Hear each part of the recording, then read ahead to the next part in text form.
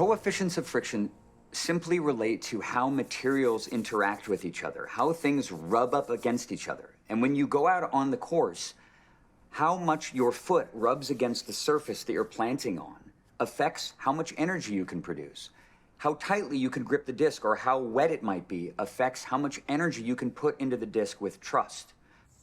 I don't trust this tee pad. I don't like it. It makes me uneasy. There's something about it that's triggering something in my brain. It's actually a lack of trust. And the reason why is that it reminds me in such an uncanny way about something that sat at the heart of my life for many, many years as I worked on the method. It's Hole 1's tee pad at North Park. It's exactly the same as far as I can tell. I think it's 10 feet long and 4 feet wide, roughly. It's also made of the same material. It's extremely familiar in one very important way. The surface structure of this, its coefficient of friction, how the physics of this surface interact with my feet is nearly identical to this hole that I threw 250,000 times.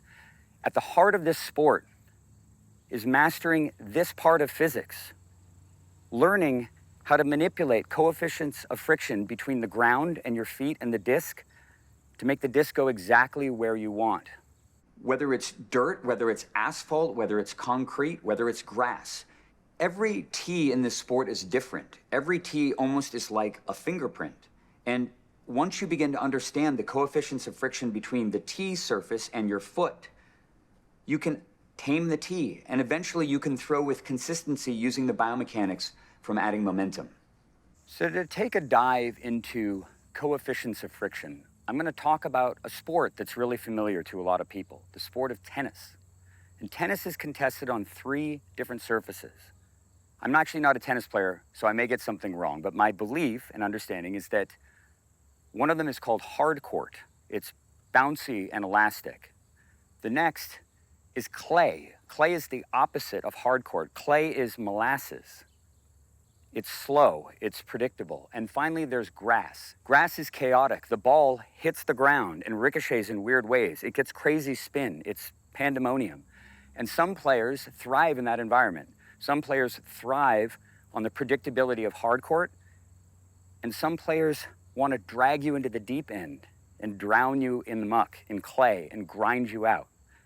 In disc golf, we don't have the ability to choose what coefficient of friction we prefer. We have to be adaptable. And if you're not adaptable, your practice on one hole or on one course won't necessarily translate to another course. You might feel like something's just off today. I can't place it. Coefficients of friction are screwing you up. Something changed in the way that your body is interacting with the ground. It usually happens because you don't have good balance and center of mass control in every part of your biomechanics. If something is slipping out of whack, your understanding of the coefficients of friction of the ground will change. When I walk on this ground right now, because I'm so attuned to it, I am glued to it. It feels like glue. Because I'm so bouncy and elastic on the surface and balanced, I trust it. It holds me so steady. I trust the coefficient of friction, even though this surface, for most of my life, would have terrified me, because it was exactly like hole 1 at North Park. So my brain says, don't trust this, but my balance says, think otherwise. I can keep my eyes on the camera while I'm doing perfect aimed footwork, because I trust the coefficients of friction of this surface. Do not be frustrated when you have a bad day on the course. This may be at the heart of it. A lot of what this system is about is perseverance. It's about self-belief. That if you throttle your brain into doing things, you can't do them. Is that a surprise? If you don't believe you can do something, guess what? You can't do it. You actually have to have self-belief. It's a huge part of doing everything in your life, and you have to invest the time and energy. You have to commit as well. In this sport in particular, you have to trust the ground. I'm going to show you a drive that would have been unthinkable, utterly unthinkable for all the time that I toiled on hole 1 at North Park. Just a perfect, flowy biomechanical swing without a disc, but glued to the surface. It calls to me. The coefficients of friction here are so native now.